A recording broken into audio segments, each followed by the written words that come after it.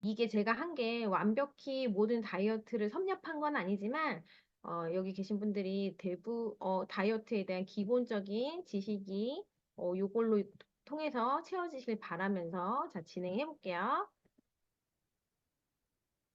네, 다이어트 3탄이에요.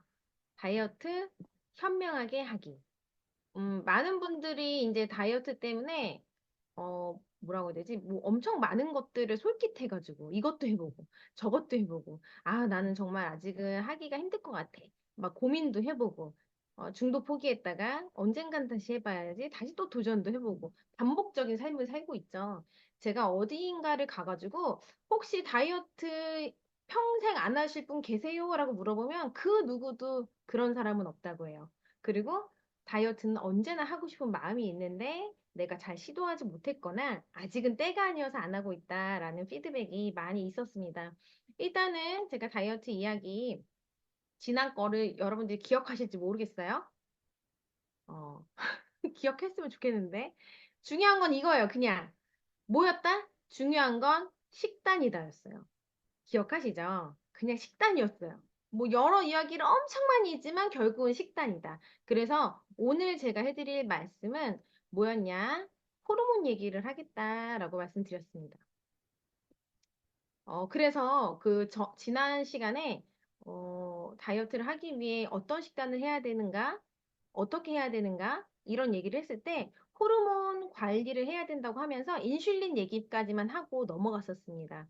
인슐린 얘기 기억이 안 나시면 그냥, 이거 보시면 돼요. 어, GI 지수 낮은 음식으로 5일 이상 먹거나 내가 식사 전에 화이버즈를 좀 먹는다든지 모방 당식 같은 거를 하면 인슐린이 좀 약간 다르게 우리 몸에서 잘 활용한다는 말씀드렸어요. 그러면 이 호르몬이 도대체 뭐가 중요하기 때문에 내가 호르몬 얘기를 하는 건가? 이 호르몬 단어만 들어도 약간 좀 어려운데 그런 생각 하시잖아요. 근데 외우진 않으셔도 돼요. 그 느낌만 아시면 되거든요. 그러니까는 막 집중해서 외워야지 이런 생각으로 듣지 마시고 느낌을 가져가세요.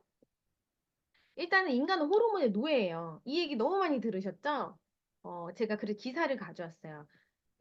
우리는 호르몬의 지배를 받는데 우리 몸에 수백 가지의 호르몬들이 평소 어딘가에 저장돼 있는 거예요. 우리 몸에 호르몬이 없는 게 아니에요. 저장돼 있거나 아니면 나올 준비를 하고 있는데요. 그 몸에서 필요하다고 하면 이 호르몬이 짠 나타나서 혈액을 통해서 우리 몸 여기저기서 할 일을 하게 해주는데요. 이게 항상 우리 몸은 아주 똑똑하니까 필요한 만큼만 적정량이 분비되는데 이게 균형이 깨지기도 해요. 밸런스가 깨지면 호르몬이 과하거나 부족한 상태가 돼서 각종 질병을 일으키는 원인이 된다라고 나와 있습니다. 음, 일단 그냥 호르몬이 이런 거구나. 호르몬이 그냥 누구한테 큐피드 화살처럼 사랑에 빠질 때 이럴 때만 쓰는 용어가 아니구나. 우리 생리 기간 같은 경우에도 사실은 호르몬에 엄청 예민하게 반응할 때고 갱년기, 폐경 이런 거 우리 다 많이 들어보셨잖아요. 남자들도 나이가 들면 약간 여성 호르몬이 많아져가지고 여성화된다 이런 얘기도 우리 우스갯소리로 많이 하잖아요. 사춘기 아이들 왜 씻어도 냄새가 나요. 우리 뭐라고 해요?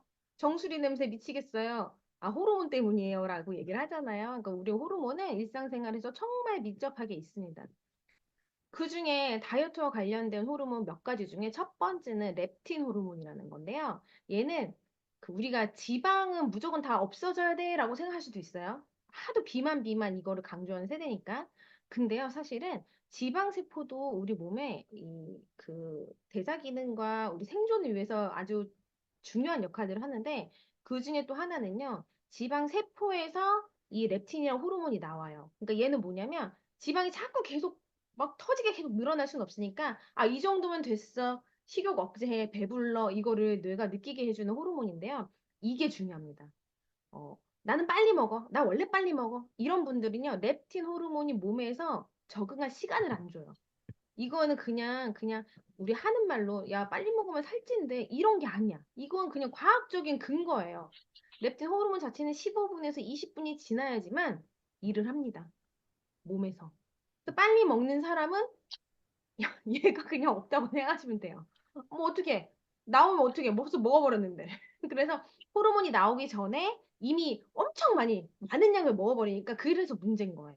그래서 일부러 차라리 시간을 재놓고 내가 이거를 25분 안에 먹겠다. 천천히. 이렇게 의도적으로 좀 노력을 하셔야지만 렙틴 호르몬이 몸에서 활성화가 됩니다. 그리고 얘가 갑자기 나오고 우리 몸은 말했잖아요. 그 갑자기 많아졌다, 갑자기 적어졌다 하는 거 되게 스트레스 받는 몸이라고. 그래서 혈당을 갑자기 올리게 하는 그런 식사를 불규칙하게 막 폭식했다가 막 절식했다가 하는 거 되게 싫어해요. 몸이 아파져요. 그래서 규칙적인 시간에 GI 지수 낮은 음식으로 먹어야지 이 호르몬 균형이 유지가 돼요. 그래서 인슐린 저항성처럼 렙틴 저항성이 생기잖아요. 이게 약간 이런 거 있어. 아, 배불러라고 했는데 억지로 우리 막 먹고 싶은 식탐에 막 먹잖아요. 그럼 이게 한두 번이지 여러 번 하면 렙틴이요. 아, 나 따위 나가도 나를 저항하는구나. 이렇게 된단 말이에요. 인슐린 저항성은 비슷해요. 그래서 인슐린 저항성처럼 렙틴 저항성이 생기면요. 가짜로 배가 고파져요. 그럼 어떻게 돼요? 잉여 이게 많아지죠? 몸에? 그럼 어떻게 되겠어요? 당연히 지방이 많아집니다. 그리고 또 호르몬, 성장 호르몬이 있어요. 얘는 또 다이어트랑 연관이 있는데요. 사실은 성장 호르몬 하면은 성장기 애들만 있는 거 아니야? 절대 아니에요. 성장 호르몬은요, 성장 시기가 끝난 시기부터 10년마다 15%씩 감소하니까 사실은 60대가 되면 절반이 감소하거든요. 70대는 5분의 1만 남거든요. 근데 우리 몸에는 아직까진 젊어. 우리가 아직 젊다고요. 아직 우리 몸에 성장 호르몬은 계속 생깁니다. 얘는 어떤 역할을 하냐면 체지방 분해, 단백질 합성, 뭐 면역력 강화, 뭐 기억력 유지, 신진대사 뭐 올려주고 이런 것들. 그리고 염증 억제라고 해서 우리 자는 동안 왜 성장 호르몬 나와야 우리 몸에 독소가 막 이렇게 뭐 중화돼 이런 말 하잖아요. 얘가 염증 억제 역할을 하기 때문이에요. 근데 얘는 언제 나오냐? 잘 잘 때 나와요. 잘 잘 때. 막 시끄러운 곳에서 빛 환한 데서 자잖아요. 성장 호르몬이 적게 나와요. 그래서 이게 부족해지면 갱년기가 빨리 오고 불면증이 또 뭐 생기고 체지방이 막 증가해 살찌고 기력이 없고 막 신경질 나고 자율신경 조절 문제 되니까 막 더웠다 추웠다 막 체온 조절도 안 되고 이렇게 돼요. 근데 이 성장 호르몬은요 80%가요 잘 때 나옵니다. 그것도 밤 10시에서 새벽 2시 사이. 내가 2시 넘어서 계속 잔다? 이게 막 20년, 25년 됐다? 이분은 죄송하지만 질병, 뭐 심하게는 암이라든지 이런 질병, 대사질환의 위험이 되게 높게 되는 거죠. 이왕이면 의도적으로 좀 일찍 자는 버릇을 좀 이렇게 습관화 하시는 것도 되게 중요합니다. 그리고 고강도 운동하면은 좀 안 좋고 중강도 운동, 근력 운동, 뛰는 거 말고 좀 이렇게 근력 운동을 하시면 성장 호르몬이 몸에 많이 나와요. 그리고 또 중요한 거. 혈당이 감소됐을 때 결국 GI 지수가 낮을 때 이 성장 호르몬이 나옵니다. 그래서 우리 왜 잘 때 이게 나오잖아요. 80%가. 근데 뭘 먹어. 어. 그러면 어떻게 돼요? 어? 혈당이 올라가죠. 그럼 GI 지수가 높아지죠. 그러면 성장 호르몬 잘 안 오는데 가뜩이나 또 늦게 자네. 그러니까 우리 몸이 이 성장 호르몬이 제대로 몸에 나올 수 있는 그런 환경을 만들어주지 않는 거예요. 우리 왜 밤에 잠 안 자면 기억력도 좀 안 좋아지고 하잖아요. 모든 것이 다 이제 연결이 되어 있다고 생각하시면 됩니다. 그래서 우리 다이어트 할 때, 어, 주무시냐? 이런 얘기 하잖아요. 근데 왜, 난 잘 먹어서 괜찮아 이러잖아요. 영양제 잘 먹어, 유산균 잘 먹는데 살이 안 빠져 이런 분들 보면 잘 주무시지 않는 분인 경우 그런 경우도 많아요. 아주 매우 중요합니다. 그리고 글루카곤이라는 호르몬이 있어요. 이게 뭔지 모르실 거예요. 근데 요즘에 한참 핫해요. 어, 얘는 인슐린이랑 반대되는 호르몬인데요. 그러니까 인슐린이 많아지면 얘가 줄어들고요. 인슐린이 적어들면요. 얘가 많아져요. 그래서 다시 말하면 음식이 많아지면요. 많이 먹으면 혈당이 높아지니까 인슐린이 높아지잖아요. 음식을 많이 먹으면 살이 빠지는 이 체지방을 연소시키는 글루카곤 호르몬이요. 적게 나와요. 그러니까 그냥 이렇게 생각하시면 돼요. 많이 먹으면 적게 나온다. 근데 탄수화물도 뭐 설탕, 단 거, 밀가루 이런 거 많이 먹으면 얘는 적게 나온다. 그래서 요거 때문에 사실은 저탄고지라는 식사가 나온 거고요. 요거 때문에 간헐적 단식이 또 꼭 이 글루카곤이랑 연결돼서 나온다고 생각하시면 돼요. 그러니까 약간 배고픈 상태로 살짝 굶주린 반응이나 대사 적응이 없는 상태로 근데 잘 먹어야지 된다는 거예요. 그래서 간헐적 단식을 해라. 근데 사람들은 간헐적 폭식과 그쵸? 그렇게 한다는 거예요. 아니면 나 진짜 막 완전 비장하게 나 이번에 무조건 살 뺄 거야 이래서 아주 뭐야 음식을 엄청나게 진짜 소식 막 풀떼기만 먹고 이래서 실패하는 거예요. 그러니까 간헐적 단식이 생각보다 진짜 어려워요. 뭘 몇 시에 어떻게 먹어야 되는지 내가 내 몸에 적정량을 먹었는지 우리가 어떻게 아냐고요. 모르니까 살쪘는데 모르니까 지방 많은데 그쵸? 자, 그래서 이 글루카곤 같은 경우는요, 혈당 수치가 낮을 때, 아까도 혈당 얘기 나왔죠. 그때 발동합니다. 근데 인슐린이 많이 분비돼서 분비되지 않는 혈당 지수를 낮추는 GI 지수가 낮은 그런 음식으로 먹어야 되는데 이게 지방 세포를 써서 몸이 배고픔을 느끼지 않을 정도로 아주 살짝 배고프게 먹어야 되는데 굶주림 반응이 나오면 안 돼요. 자, 헷갈리시죠? 다시 말씀드릴게요. 인슐린이 많이 분비되지 않는 GI 지수가 낮은 음식으로 세포가 지방세포를 쓸 정도로 아주 살짝 배고프게 먹어야 되는데 굶주림 반응이 나오면 안 된다고요. 할 수 있어요? 이거 할 수 있으신 분? 되게 어렵지 않아요? 그쵸? 이렇습니다. 이렇기 때문에 현대인이요. 살이 찔 수밖에 없는 거예요. 이게. 내가 살찌려고 그래서 찐 게 아니라 그냥 어쩔 수 없는 거죠. 자, 그러면 또 비만과 지방과 연관된 호르몬 또 말씀드릴게요. 코티졸 호르몬인데요. 얘는 되게 많이 들으셨을 거예요. 스트레스 호르몬이라고 해요.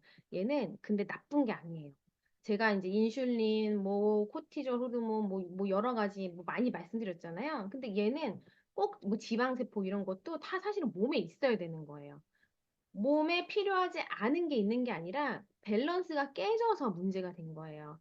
얘는 스트레스 호르몬인데 스트레스 받으면 나와서 스트레스 받으면 나와서 몸을 막 활성산소 몸을 막 공격해 이런 게 아니라 비상사태일 때 우리 몸을 지켜주는 역할을 하는 거예요. 그러니까 자고 있을 때 특히 음, 좀 뭐라고 해야 되지? 뭐 위급 상황이거나 아니면 자고 있는 내가 밥을 안 먹어. 근데 내가 자고 있어서 배고픈 상황에서 몸이 뭐 이렇게 좀 뭐라 그러지? 뭐 대사 활동을 못 할 정도로 내 몸에 에너지가 없어. 그럼 어떻게 우리 죽는 거잖아요. 심장이 제대로 못 뛰어. 죽는 거잖아요. 먹지 않아서.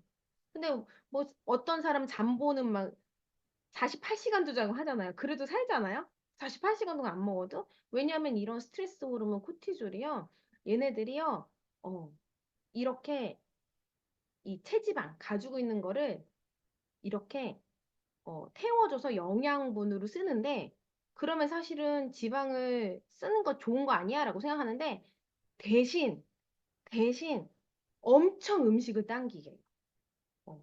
내가 지금 긴장 상태면 어때요, 여러분? 긴장 상태면 막 에너지가 엄청나게 필요한 거야. 그럼 어떻게 뭐라도 먹어서 닥치는 대로 먹어서 빨리 혈당을 올려줄 뭔가를 먹어야 되는 거야. 그래서 맵고 짜고 자극적이고 막 설탕 덩어리 막 이런 게 엄청 땡기는 거야. 그래서 왜 스트레스 받으면 맵고 짠 거 먹다가 다시 단 거 먹다가 단 거 먹으면 다시 매운 거 먹다가 돌고 돌고 도는 그 음식의 수레바퀴 속에서 나오지 못하지 않습니까? 그래서 이럴 때는 우리가 사실 스트레스 받아.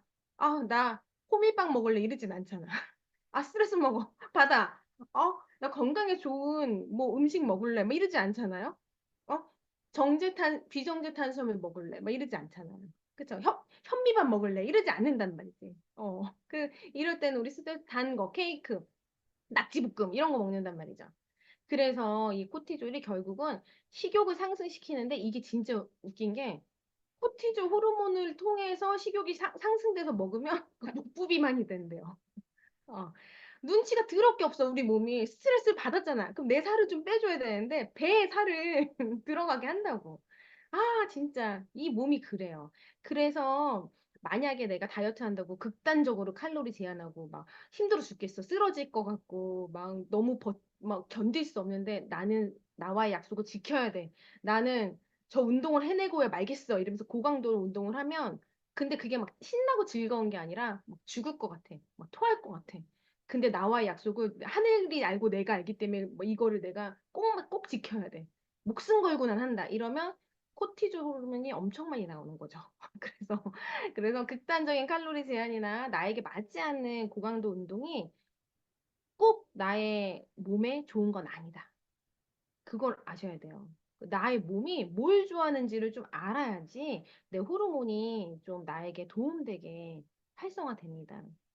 그래서 낮에 보통 이러잖아요. 나 다이어트 할 거라서 낮에 조금 먹을 거야 하루고 밤에 폭식하시잖아요. 그러면 안 돼. 그러면 코티졸 호르몬이 엄청 나와요. 얘는요. 낮에 되게 왕성하게 나오는 호르몬이에요. 왜냐하면 얘가 뇌를 각성시키거든요. 응? 막 되게 뇌를 각성시킨다고. 느슨하게 이완시키는 게 아니라. 그래가지고 막 얘네가 엄청 많이 나오고 활동하는데 점심에 잘 안 먹잖아? 그 이미 나는 그러면 코티졸 얘 때문에 이미 스트레스 받은 상태야. 내가 그냥 꾹꾹 나의 의욕으로, 의지로, 아니, 배고프지 않아, 하는 거지. 먹고 싶은데 참으면 이미 난 스트레스 받은 상태라고요. 그래서 이왕이면 낮에는 잘 먹는 게 좋습니다. 그래서 제가 여기 두 번째 줄에 뇌를 각성시킨다, 이렇게 쓰고, 커피? 이렇게 썼거든요. 이게 뭐냐면, 어, 스트레스 받은 상태에서 커피를 마시면 스트레스를 더 받는데. 모르셨죠? 그래서 오히려 식욕을 더 왕성하게 한다거나 식욕이 없어도요, 이 몸이 대사 활동을 저하시켜가지고 체지방 축적을 한대요. 뭔가 이제 비상사태다? 이렇게 생각하면은 몸에 체지방을 막 쌓아두는 거죠. 그래서 이럴 때는 카페인이 있어서 무조건 나쁜 거야? 커피 마시면 안 되니까 녹차도 마시지 말까? 이렇게 생각하시는 게 아니라 어, 커피는 사실 좀 그런데 녹차는 괜찮아요. 카페인 농도도 좀 낮고 몸을 이렇게 심신을 이완시키는 진정시키는 역할을 하기 때문에 카페인이 있어서 무조건 나쁜 건 아니에요. 근데 커피는 약간 뇌를 각성시키는 역할이 있으니 더 분노 조절하지 못하는 나의 모습을 들키고 싶지 않다면 스트레스 받을 때 커피는 잠시 좀 자제해라. 그리고 나의 살을 위해서도 자제해라 말씀드립니다. 생활치에. 그래서 결론은 우리가 다이어트를 하기 위해서는요. 호르몬을 정상화시키는 게 관건이에요. 너무너무 중요해요. 그냥 근데 우리는 호르몬을 생각하지 않고 칼로리를 보통 제한하는 거에 집중하잖아요. 적게 먹고 많이 소모하는 거에 집중하는데 잘못된 거죠. 내가 살을 뺄 거면 내 호르몬이 지금 나한테 잘 맞게끔 작동하고 있는 것인가? 거기에 집중해야 되는 거예요. 근데 가끔 호르몬 얘기를 하면 나 그러면 코티졸 분비 낮춰야 돼, 낮춰야 돼. 나 인슐린 낮춰야 돼. 이러면서 뭐 한두 가지만 자꾸 집중하는데 그렇지 않아요. 우리 몸은요. 엄청나게 복잡하고 엄청나게 체계적입니다. 다만 눈치만 없을 뿐이에요. 그래서 하나의 호르몬만으로 살이 빠지거나 찌는 게 아니고 이 엄청나게 복잡한 이 기전을 우리가 알 수가 없어요. 제 성격이 엄청 파헤치고 파헤치고 막 알아보고 논문 뒤져보고 막 이러는 사람인데도 불구하고 뭐 얘가 조금 더 있으면 얘가 있고 그 인슐린이랑 아까 렙틴이에 대해서 서로 반대되는 거라고 했지만 또 얘네들이 서로 상호 보완도 해요. 완전 난리가 났어. 이해할 수가 없는 관계예요. 부부 사이 같아. 죽이고 싶어. 헤어지고 싶어. 근데 남이 욕하면 싫어하는 거? 뭐 이런 것처럼 그런 부부 사이처럼 이 호르몬이요. 엄청 복잡합니다. 그래서 호르몬에 대한 몸의 기전을 이해하는 것보다 뭐가 더 빠른 줄 아세요? 나의 느낌. 내 느낌이 더 빨라요. 진짜 이거 농담 아니고. 어떤 느낌인지 아세요? 배가 안 고픈데? 굳이 먹어야 돼? 그거 맞아요, 그러면. 근데 그게 진짜일 수도 있고 가짜일 수도 있어요. 워낙에 내가 음식을 안 먹었던 사람이라서 소화 능력도 떨어져서 음식이 먹기 싫은 사람일 수도 있어, 내가. 반대로 이미 내가 지금 몸이 모든 호르몬이 정상화돼서 체지방을 잘 태우네. 잘 태우는 상태로서 배가 고프지 않은 거일 수도 있어요. 똑같이 배가 고프지 않은 상태인데 상황은 완벽히 다른 거죠. 근데 호르몬이 정상화되면 내가 뭐 때문에 배가 안 고픈지 알아요. 내가 뭐 때문에 배가 고픈 줄 알고요. 호르몬이 정상화됐을 때는 나 지금 기름진 거 먹고 싶어 하면 그거 진짜예요. 정상화됐을 때. 그럼 기름진 거가 몸에 필요한 거야. 지방 같은 게 필요해서 땡기는 거고요. 나 지금 고기 먹고 싶어 하면 내 몸이 단백질이 부족해서 그게 땡기는 거예요. 근데 호르몬이 정상화되지 않으니까 내가 지금 먹고 싶은 게 진짜 먹고 싶은 건지, 목이 마른 건지, 아유, 알 수가 없네. 이렇게 되는 거예요. 그래서 호르몬의 기전을 이해하느니 차라리 내 몸의 감각 민감도를 올려라. 제가 3주 동안, 아니, 거의 3주 했죠? 6주 동안 다이어트에 관련된 되게 많은 자료를 찾아보면서 내린 결론입니다. 어, 결론은 원리를 이해하려 하지 마세요. 그냥 내 몸을 신뢰할 수 있는 수준까지 올리세요. 그게 제일 중요해요. 호르몬 밸런스가 정상화되면 내 몸이 더 민감해질 수 있어요. 우리가 너무 그 아이 키우고 집안일하고 뭔가 피곤해도 해야 되는 것들 있잖아요. 나는 지금 아프지만 애를 굶길 순 없잖아.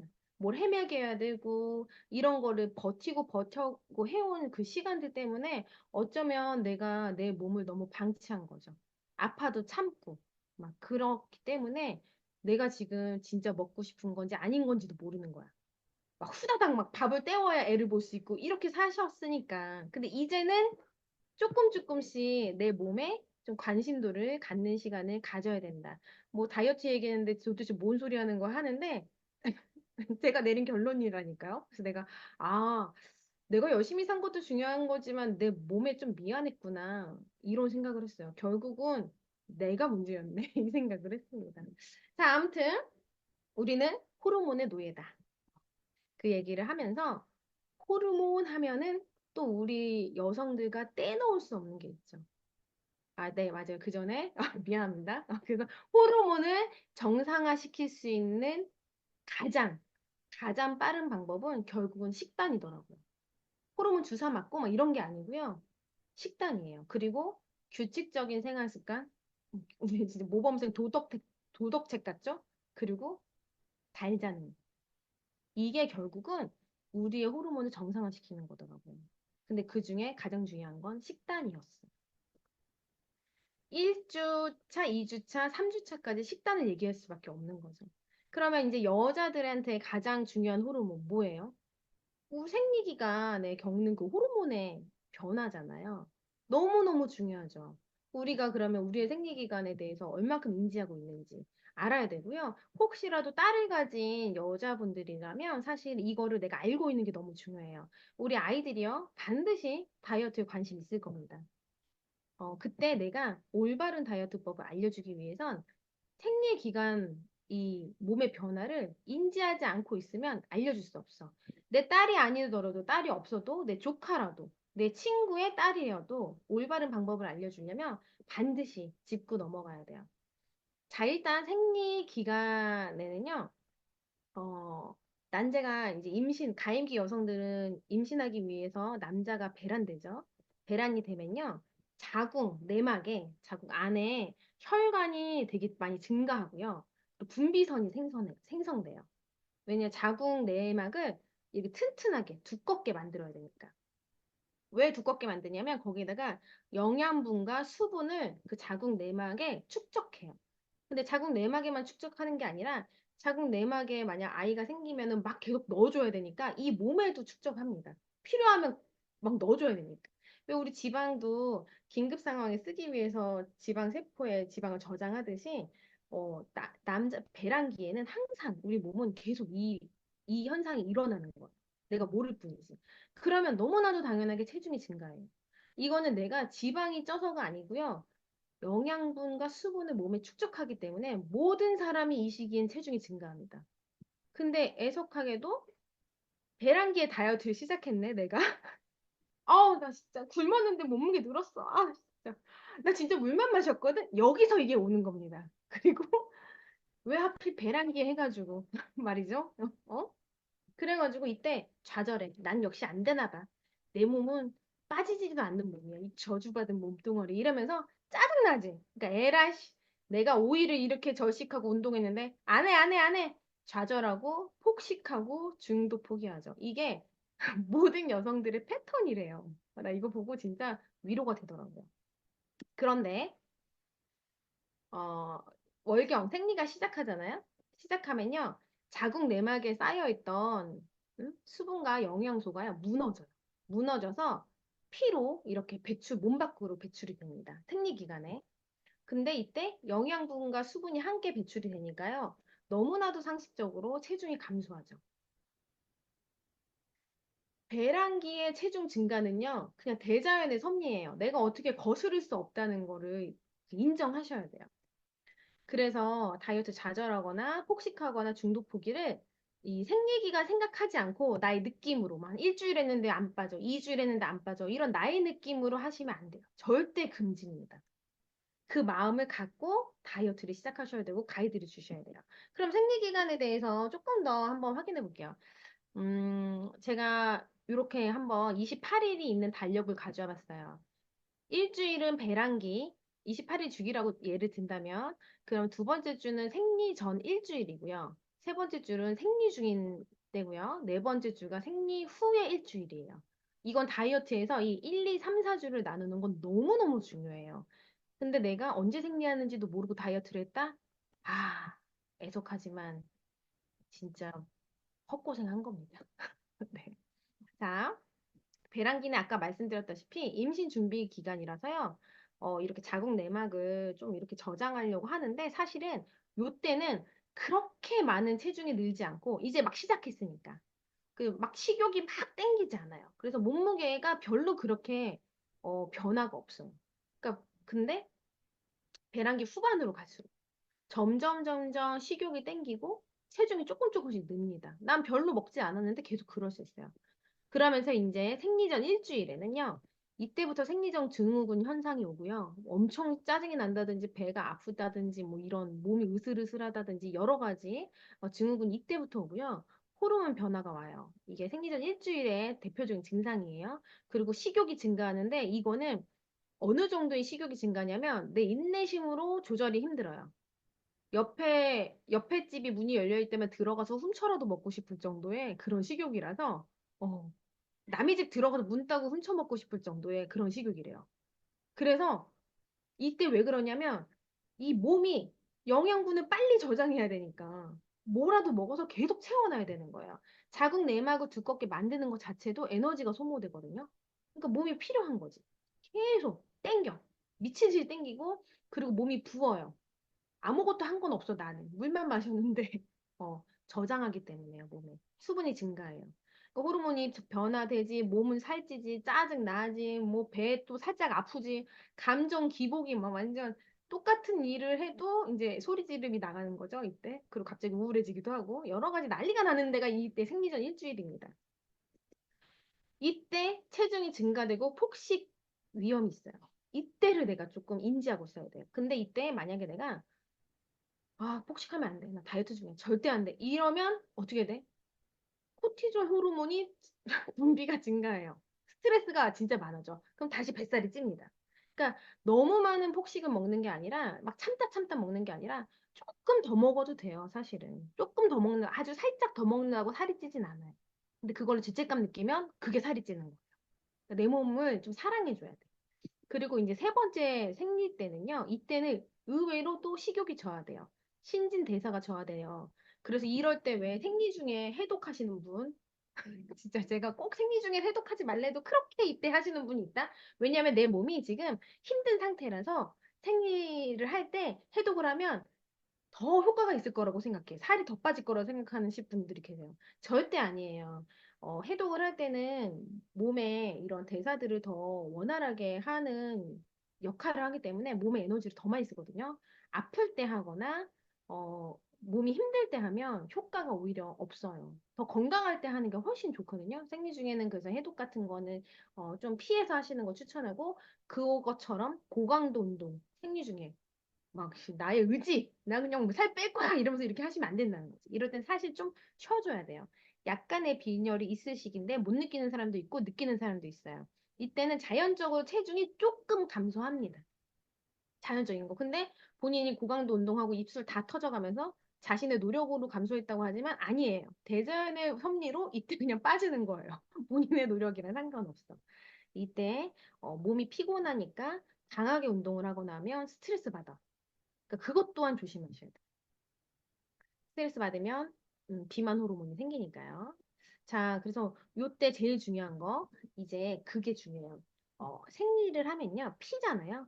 피는 어, 수분이잖아요. 약간 혈액 자체에 엄청 많은 물이 들어있어요. 근데 그게 몇 날 며칠 몸 밖으로 배출된다고. 그럼 어때요? 수분이 부족하지. 그럼 우리는 갈증을 느끼는데 되게 신기한 게 이게 갈증나로 느껴질 때도 있는데 배고파로 느껴질 때도 있어요. 왜냐 우리는 호르몬이 다 완전 정상화되거나 내 몸에 그렇게 예민하지 않으니까 몰라. 갈증인지 배고픔인지. 그래서 이럴 땐 물 한 잔을 먹는다든지 뭐 좋은 티를 마신다든지 해서 이 배고픈 건지 갈증인지를 구분하는 게 되게 필요합니다. 요때 배고픈 줄 알고 미친 듯이 먹으면 살찌는 거예요. 그리고 마지막 생리 후 일주일. 이때는요, 식욕이 정상으로 돌아가고요. 아무것도 안 했는데 허리 라인이 예뻐지면서 체중이 그냥 싹싹 빠집니다. 어. 그러면 이런 생각하는 분들이 있어요.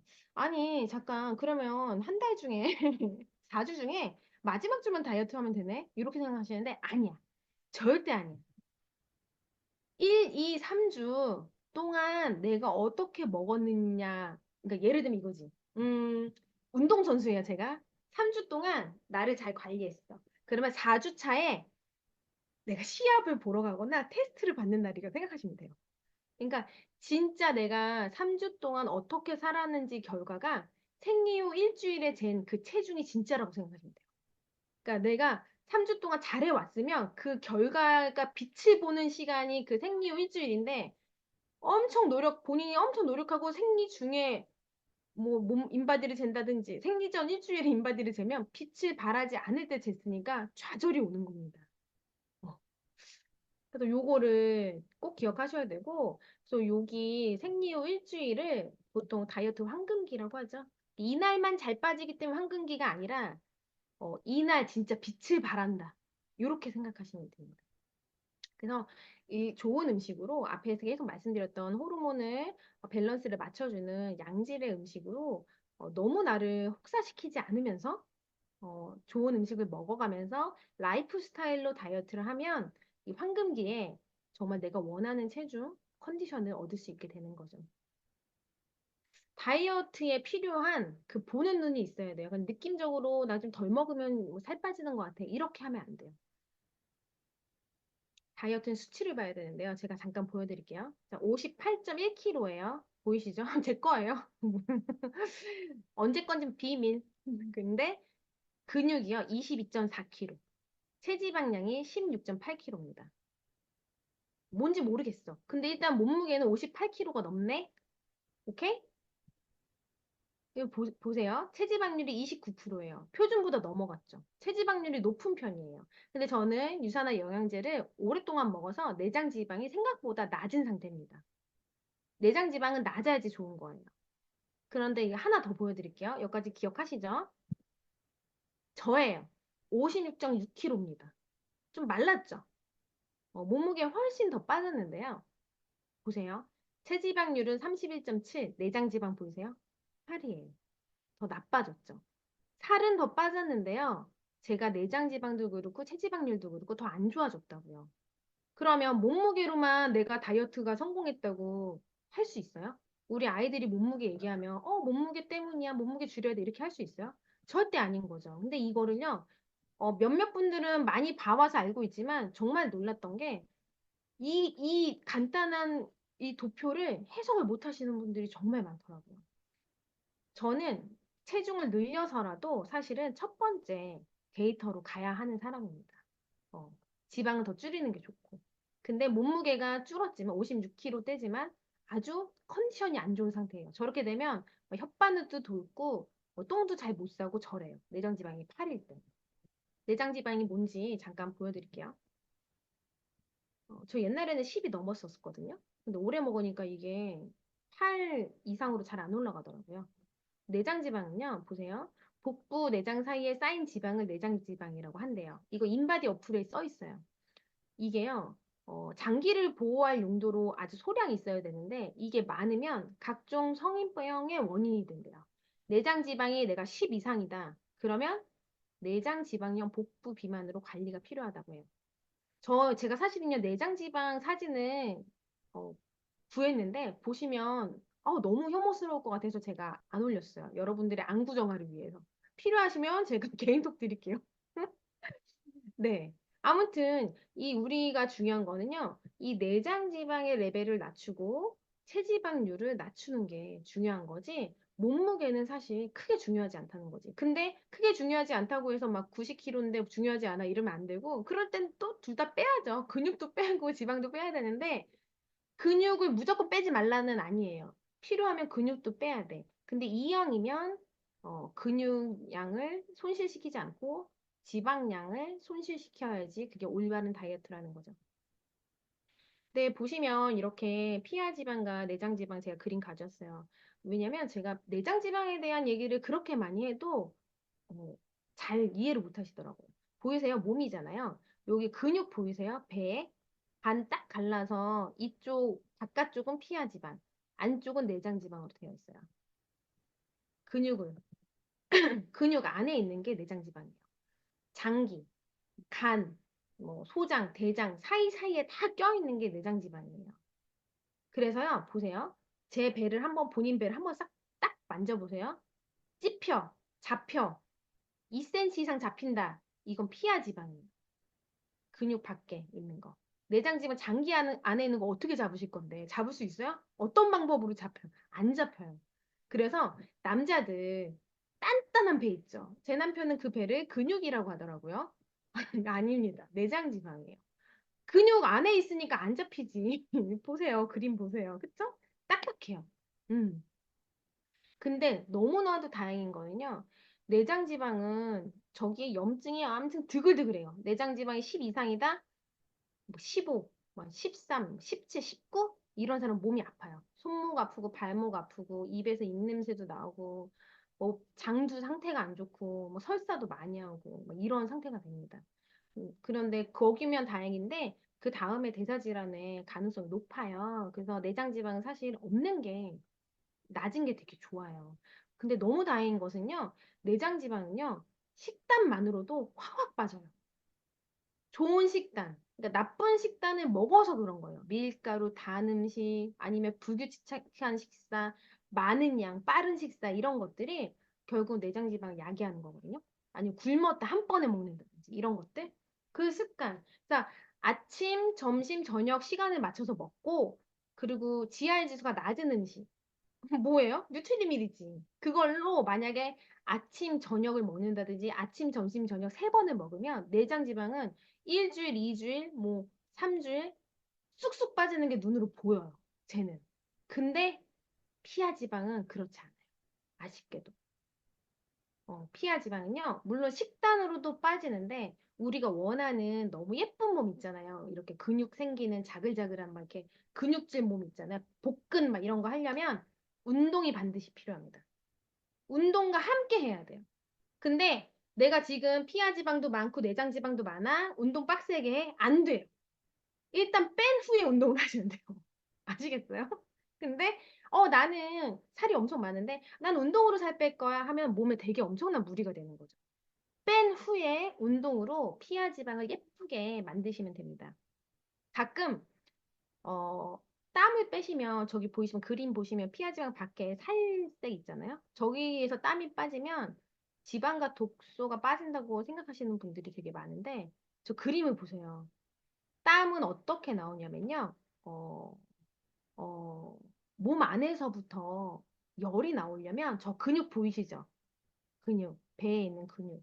저 근육이 운동을 하면요. 근육에서 열이 막 발생해요. 운동을 하면. 그러면 그 열을 어떻게 해야 돼? 열이 발생하면 몸 안이 뜨거워지잖아요. 몸이 막 열이 나서 체온이 막 높아지는데 체온이 100도, 200도 올라가면 안 되죠. 체온을 낮추기 위해서 근육에 있는 열이요. 피하 지방을 통과해서 피부 밖으로 땀을 통해서 배출돼요. 이해되세요? 땀이 이 열들을 갖고 나가는 거예요. 그러면 이게 피하 지방을 없애주거든요. 땀이 가져나가는 게 아니라 운동을 하면 몸은 되게 아주 똑똑해서 근육이 열을 막 발생하니까 지방이 두꺼우면 피부까지 나가는데 너무 오래 걸려. 그래서 몸의 체온 조절이 안 돼. 아, 피하지방을 줄여야겠다. 이렇게 생각해요. 그래서 살은 어느 정도 빼고 나서 근육 운동 같은 걸 하시면 피하지방을 줄이는 효과가 있습니다. 하지만 내장 지방은 운동이 아니라 운동도 일부 도움은 되겠지만 식단이 가장 중요하다. 어, 이해 안 되시면 저한테 나중에 물어보세요. 그리면서 설명해야 되는데 말로 하니까 좀 어렵네요. 자, 그래서 다이어트 핵심 정리해 드릴게요. 다이어트 핵심은요, 식단이에요. 이거는 그냥 제가 모든 걸 다 찾아봤는데 결국은 식단이었어요. 아, 자, 잠깐만 이거 말씀드리자면 지방 흡입 있죠? 여기 피하 지방 하는 거거든요. 내장 지방 아니라. 어. 그래서 내가 딱 잡았는데 딱딱하다? 그럼 어떻게? 지방 흡입도 안 되는 몸이에요. 죄송하지만. 그렇습니다. 내장 지방부터 빼시면 됩니다. 그리고 내장 지방이 많은 상태다? 10이 넘어갔다? 그럼 피하 지방 빼면 뭐 할 거야? 딱딱한 내장 지방이 그 안에 살아있는데. 지방 흡입을 할 바에는 식단을 하자. 음. 자, 다이어트 핵심이에요. 자, 식단이 너무 중요한데 결국은 양질의 7대 영양소 드셔야 되고요. 혈당 지수를 올리지 않는 GI 지수가 낮은 음식을 먹어야 돼요.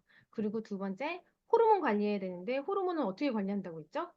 결국 식단이라고 했어요. 그러면 식단이에요.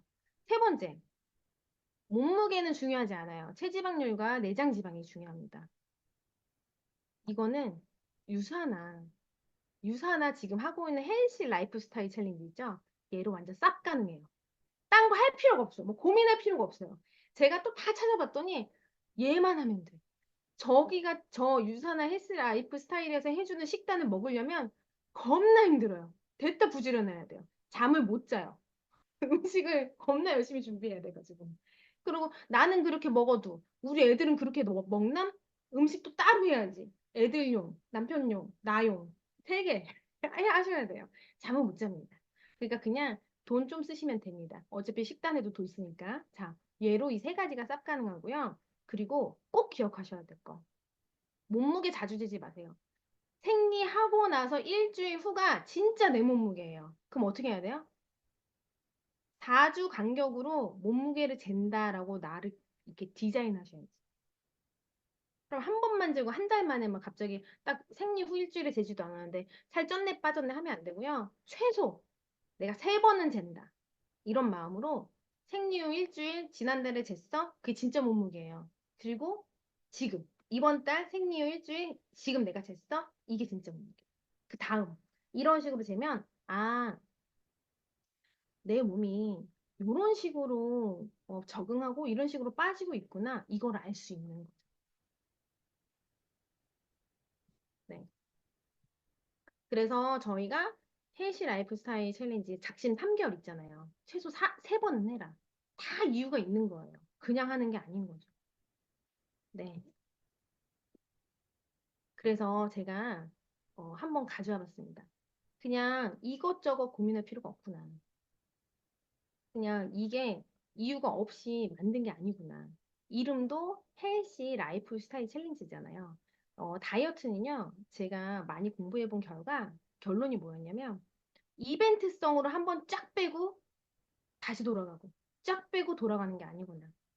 그냥 이거는 장기적 관점으로 내 몸이 뭘 원하는지를 알고, 어? 내가 이걸 먹으면 좋구나, 나쁘거나를 파악하고, 그렇게 하면서 나와 함께 건강한 라이프 스타일로 가져가는 게 다이어트지, 막 갑자기 쫙 빼고 이렇게 하면 내 몸이 힘들구나라는 걸 느꼈습니다. 여러분들이 만약에 헬시 라이프 스타일 챌린지를 하고 있다면, 진짜, 이번에는 내 몸에 정말 관심 가져볼래. 나한테 진짜 선물해줘 볼래. 이런 마음 먹고선 이거 진짜 하셨으면 좋겠어요. 요식행위로 내 마음대로 그냥 이거 먹고 시간도 안 맞춰서 마음대로 먹고 이렇게 하지 말고 여기서 제안하는 것들 진짜 다이어트 원리가 너무 딱 찰떡이거든요. 이렇게 과학적으로 만들었구나 하는 생각을 제가 했어요. 그래서 여기에 있는 것들을 진짜 나를 사랑하는 마음으로 진짜 성심성의껏 최소 3달, 3달을 내가 해보면 내 몸과 내 건강, 내 내장 지방 다 달라질 거고 내 호르몬 균형이 생기기 때문에 호르몬이 문제가 됐던 많은 질환들이 개선이 될 거예요. 음. 그래서 이번에 또 다시 시작하는 헬시 라이프 스타일 챌린지가 있잖아요. 이때는 우리 모두 정말 즐겁게 내 몸을 사랑하는 마음으로 해보는 시간이 되었으면 좋겠습니다. 감사합니다.